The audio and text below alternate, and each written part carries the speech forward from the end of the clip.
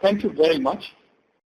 It's such a pleasure to join the DSM University webinar series. I have known many of you for many years, and I can't tell you what a pleasure it is to share this platform with people from all around the world. I mean, I see people from Suriname, Bolivia, obviously Netherlands, lots of people from India. So it's absolutely wonderful to be here with all of you. What I would like to do over the next half hour is to share the experiences regarding the design and implementation of a rather innovative program to address energy efficiency in industry, particularly energy-intensive industry. And this program is called PACT, which is the acronym for Perform, Achieve, and Trade. Now, what I'll do is spend most of the time on how it has worked, what went into its design, what were the kinds of challenges in implementation, and talk about the various cycles. That's what PACT 1, PACT 2, and PACT 3 mean. Each of those is a cycle during the period of which people have to meet their mandated reduction targets. And I'd like to end with focusing on some key policy lessons that we have drawn from this experience.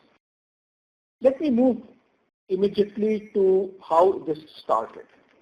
Well, it's, you know, the Parliament of India passed the Energy Conservation Act in 2001. And in that act, amongst other things, they said that the government and the Bureau of Energy Efficiency was created through this act would identify energy-intensive industries as designated consumers, and these designated consumers would need to follow energy consumption norms and get themselves energy audited by accredited energy auditors.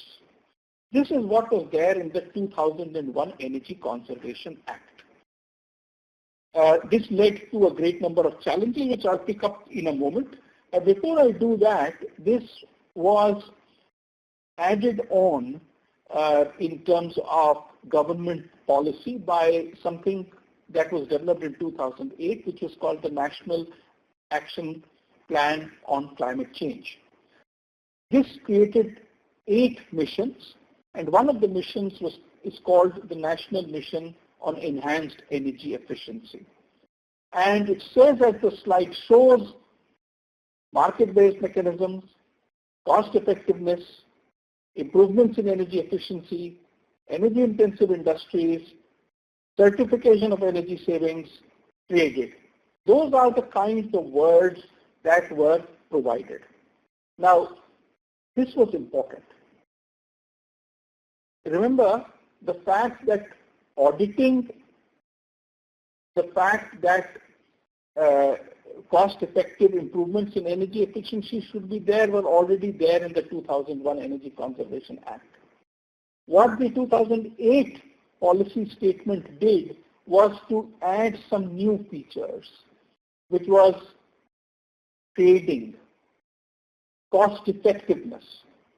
Now, this is the challenge on how to address this. Now, the problem that occurred was, and this had started once the pressure was there to develop energy consumption norms under the Energy Conservation Act of 2001.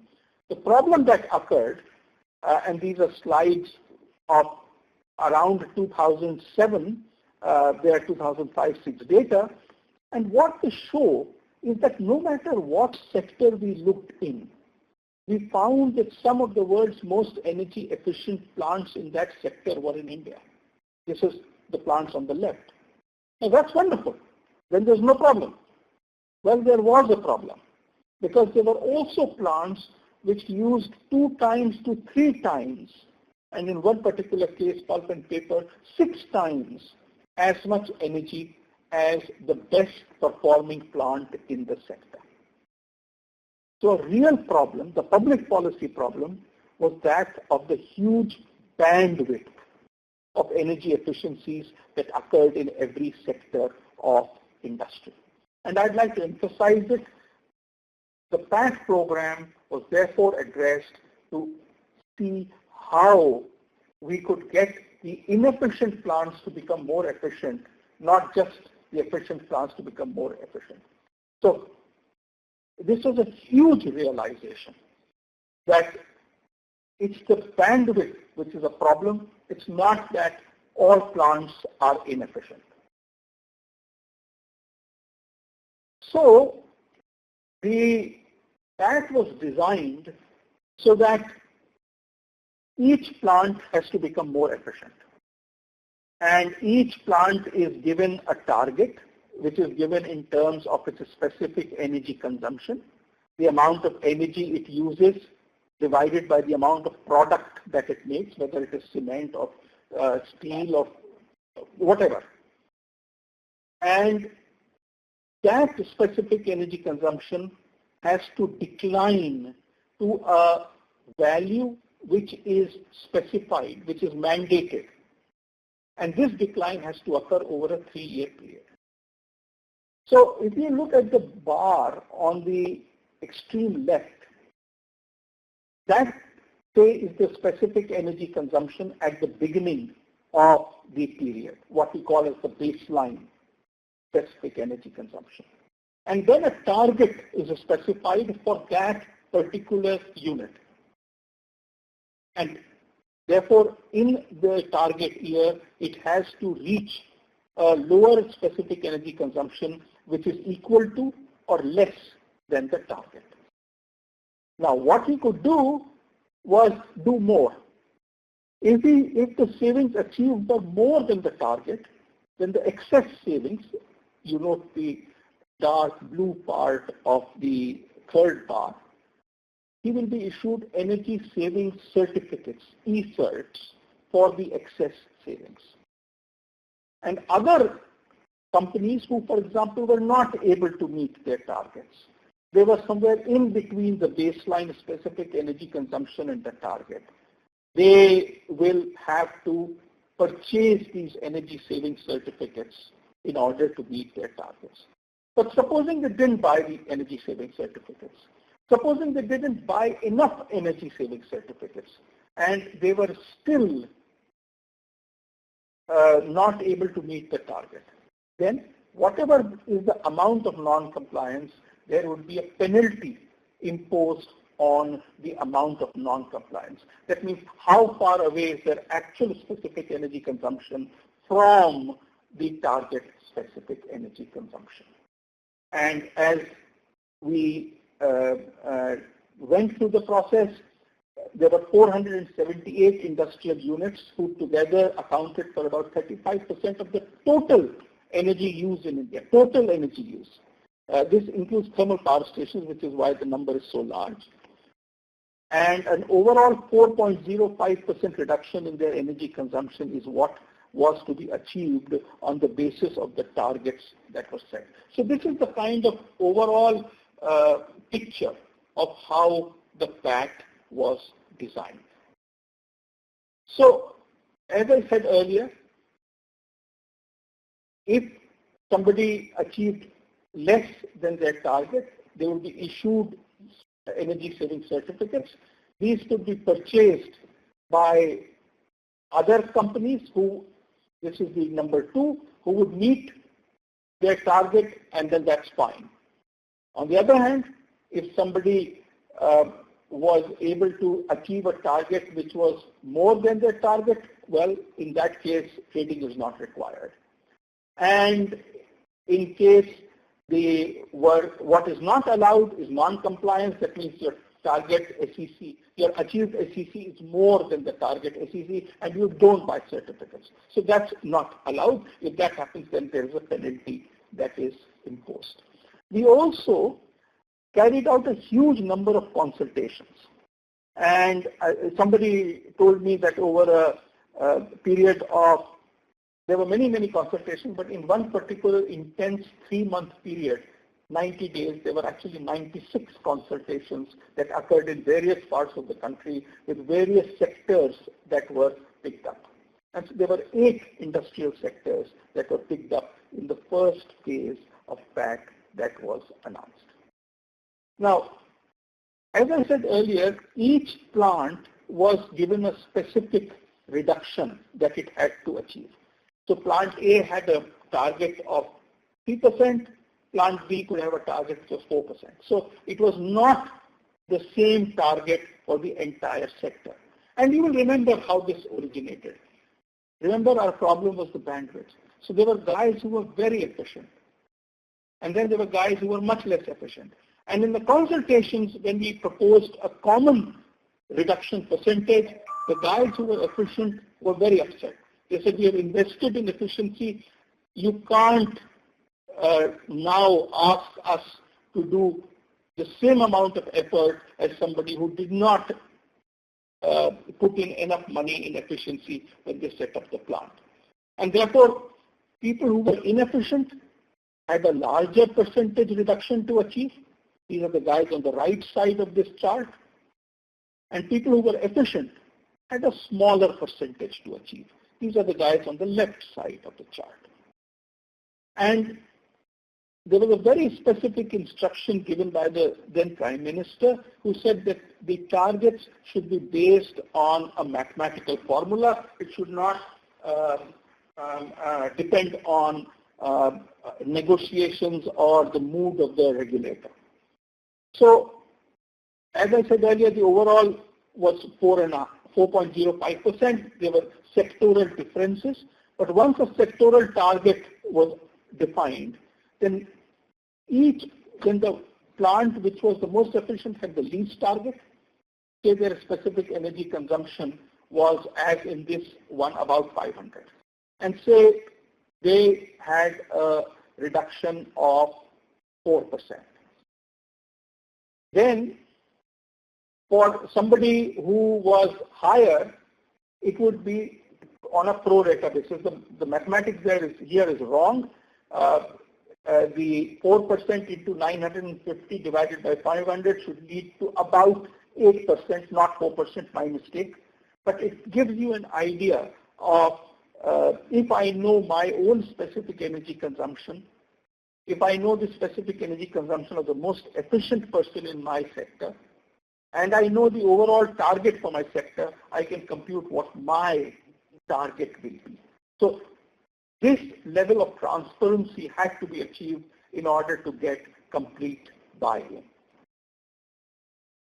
All of this led to a large amount of effort, and finally on the 31st of March 2012, a set of documents were published which set the goal for these 478 identified units which they had to achieve over a 3-year period. And there were 3 documents. The first is by name each organization that was covered, each factory that was covered. It was written what was their baseline production. It was written what was their baseline specific energy consumption. And it was written that 3 years later, by the 31st of March 2015, what had to be their target specific energy consumption. So that was the first document. So there were 478 specific energy consumption reduction targets that were specified. The second document was the rules. How will this be done? How will the measurements be done? Who will do the measurements? When will the measurements be done? And so on. So this is the second document which you see on the top left behind the main document.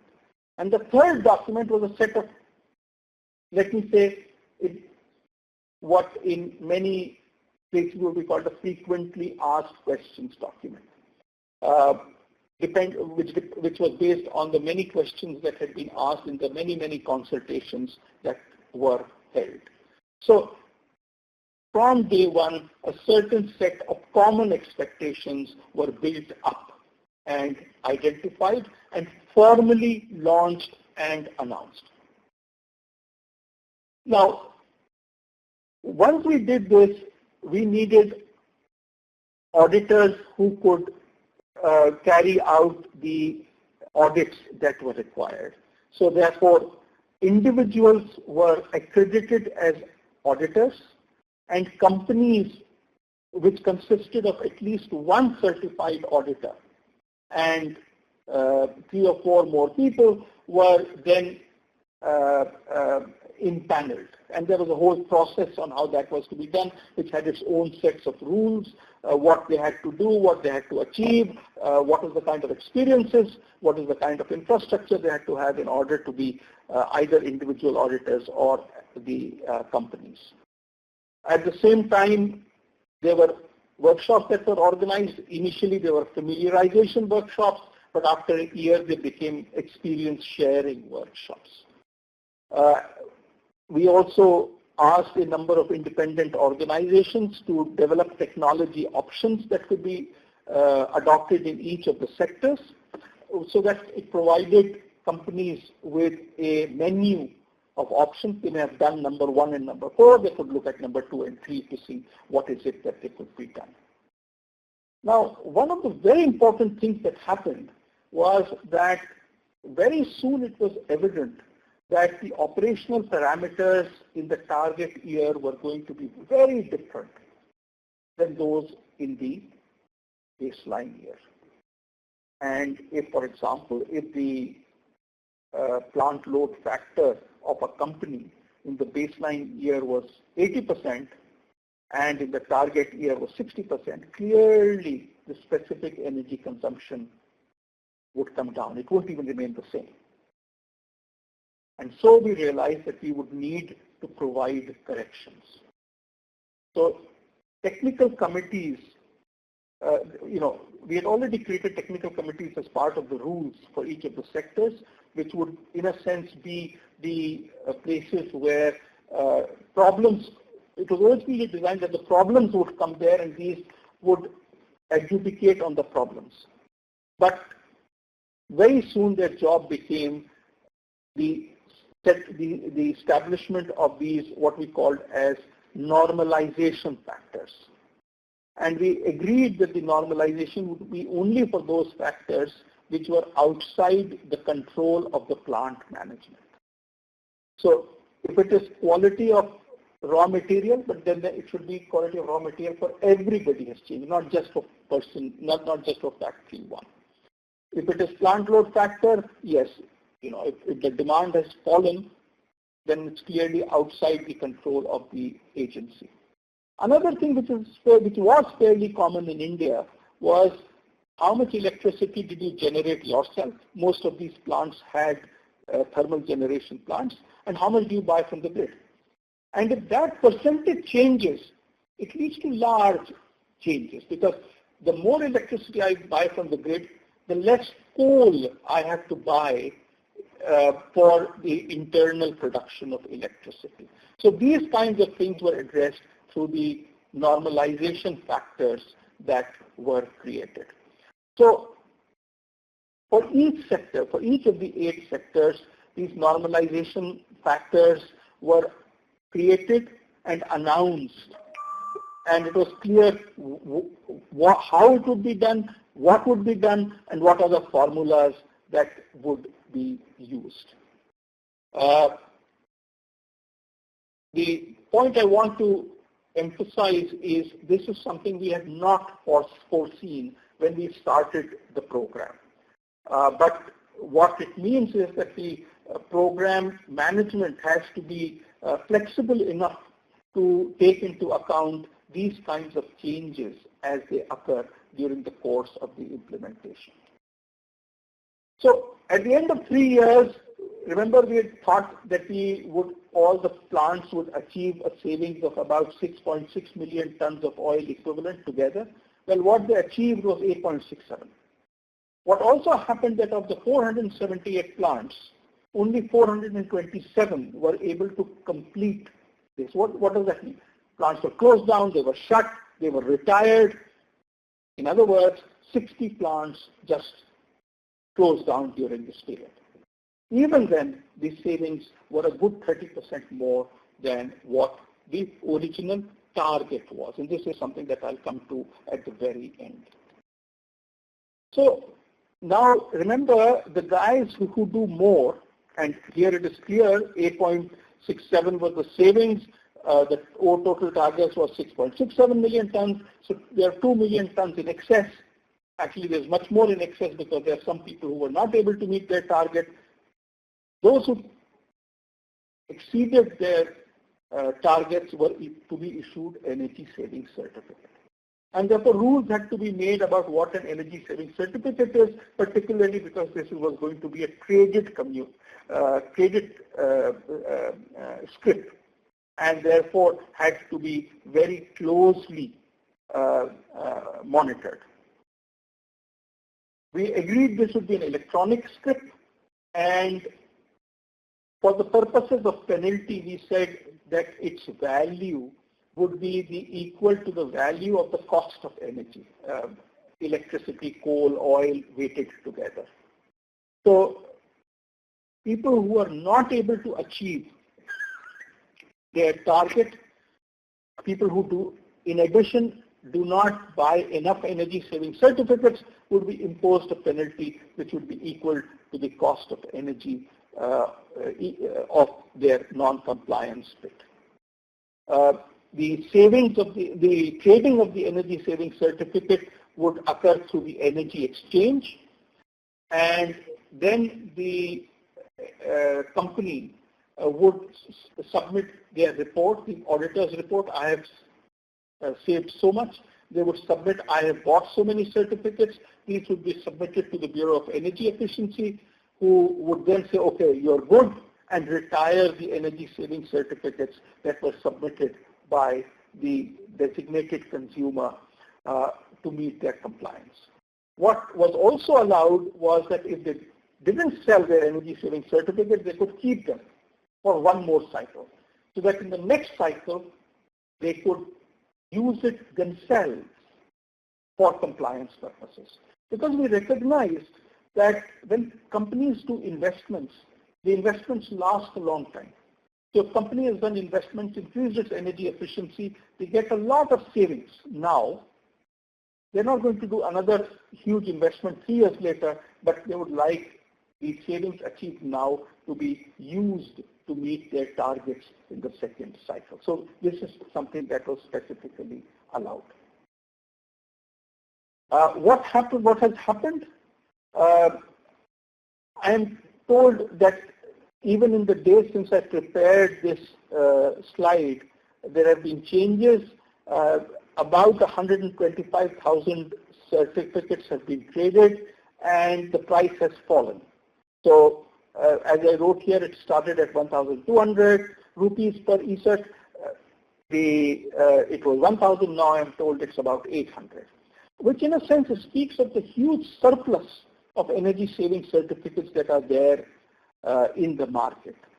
So also it has to be compared against the penalty price. The penalty price is in the vicinity of 10,000 rupees for a ton of oil equivalent, which, as I said earlier, is the weighted cost of energy. So this is work in progress. Let us see that before the truing up occurs, when the plants have to show what they have achieved plus the certificates they have bought, what happens to the amount of certificates that are traded and the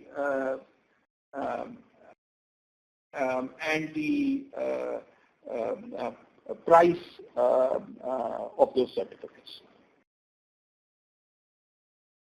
So this is a relatively busy slide, but what it tells you is that the number of steps that need to be done during the entire PAT cycle. You identify the sectors that have to be covered. You have to collect data from them so that you can set targets. So the specific energy consumption data needs to be collected, which means production and the energy use. You carry out consultations with them, understand if they have any issues, set the targets. They have a 3-year cycle to meet those targets. And then once that 3-year cycle is over, there's a verification that is carried out by the accredited energy auditors, and then trading of the energy saving certificates. So these are the kinds of steps that are involved. I must say it has ended up being a lot more tedious, a lot more process-oriented than many of us had thought when we started with this program. What were the impacts? One of the things, as I said earlier, was that the savings achieved was about 8.6 million tons of oil equivalent. But I think to put it in context, this is over 1% of the total energy used in the country. This is immense. This is a number that both surprises, astonishes, and then delights people, especially politicians. It's not an insignificant amount.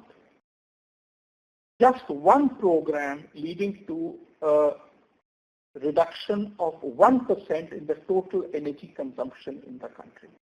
It's obviously had an impact on CO2 emissions reduction, has led to a large number of auditors, engineers and operators in the more efficient equipment being put into place. It's led to a large amount of energy savings and obviously led to a large amount of investment in the energy savings equipment and infrastructure that has been put in place. Following this, a new cycle was launched for the companies in those same sectors. This was launched with effect from the 31st of March 2016, and the goals have to be met by the 31st of March 2019. So PAT 2 is in progress as we speak. And again, the target here is about 8.8 million tons of oil equivalent. Now, in this PAT 2, you will note PAT 1 has 8 sectors, PAT 2 has 11 sectors. 3 more sectors, refineries, railways, and electricity distribution companies, DISCOMs, have also been added as designated consumers. So there is a larger number of energy users are now, large energy users are now covered by this program. And now what has happened is that in the time since the program was launched, there have been a number of new companies that have been established.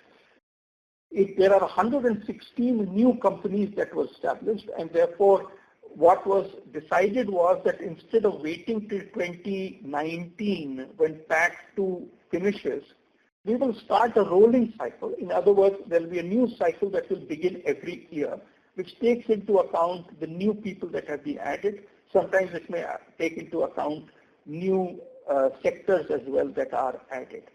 So starting on the 31st, or from the 1st of April this year, 116 new designated consumers have been included who would together save about 1 million tons of oil equivalent. So now what you see is that there are cycles that are ending in 2018, 2019, and 2020. So there is So there is a cycle which is ending in 2019, PAT 2, and PAT 3 is ending in 2020. So the goal is that the workload, instead of being only front-loaded and back-loaded, is now distributed over a period of time, and companies, everybody doesn't begin and end on the same date. Let me now end by focusing on what are the lessons. One of the important lessons is the legal framework for creating the processes. Since we were creating a STRIP, the energy saving certificate, which could be traded, it needed a huge amount of law behind it. As I said right in the beginning, the Energy Conservation Act did talk of audits, did talk of norms for the energy intensive industries, but did not talk of trading of excess savings. So the Energy Conservation Act was amended, and that amended act, and I see a problem here, it was amended in August 2010, not August 2012. When it was amended in August 2010, it now includes a provision that if a company does savings which are more than its target, it will receive them as energy saving certificates, and these could be traded with other companies who need to buy energy saving certificates for their compliance. Then, obviously, as I said earlier, the rules were notified and amended rules were notified as well. Another issue I think that I need to focus on is fairness. As I said, we did a lot of consultation, and the consultation told us that a common energy savings target for everybody would not be considered fair, because those who have spent more money and established more energy efficient plants felt that they would be discriminated against if they received large energy savings targets along with people who were less efficient and had invested less money. And hence the differentiation of targets was a very specific response to the need for this to be considered fair. Another issue was that the technical committees were set up because industry said as we go along there will be questions that will come up which we don't know now.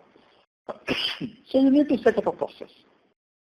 And hence the technical committees were set up, and as I said earlier, one of the important issues there was the fact that we needed to establish the normalization formula, and these technical committees were able to handle this issue.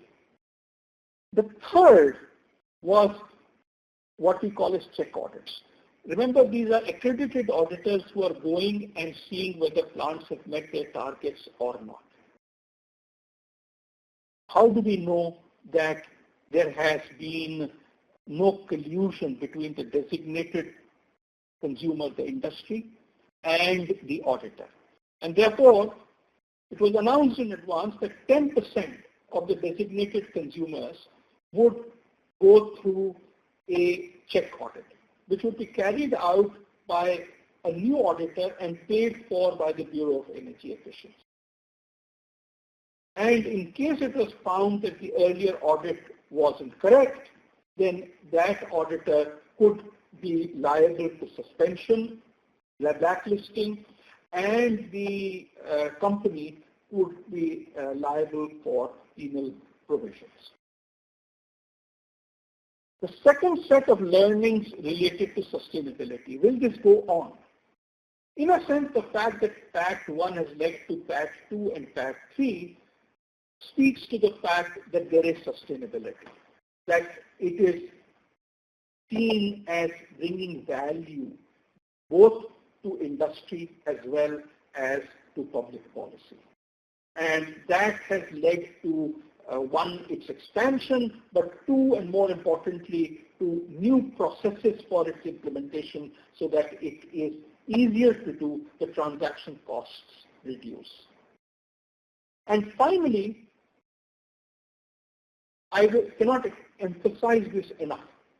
Consultation, consultation, consultation. During the design, during the time when it was going on, the number of letters, we I think wrote letters to the designated consumers almost once in 3 months.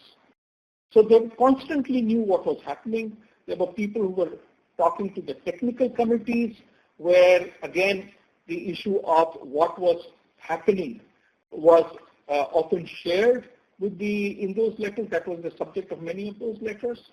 The fact that we went for normalization, again, is a huge learning. And as I said earlier, the real learning is that it leads to flexibility.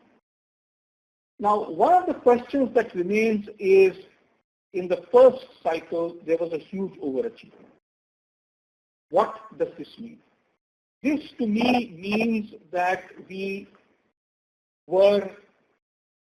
have to have a relook at the methodology that is used for target setting. That has been done in Pact 2 and 3, and I think this is something that we always need to be on top of. Because right now, as we are seeing, the prices in the trading are still on a declining trend, and again, for a healthy incentive for people to overachieve, it is important that a relatively large price remains so that there is an incentive to invest in the technology that is needed. So I will end here and look forward to your questions. Thank you very much.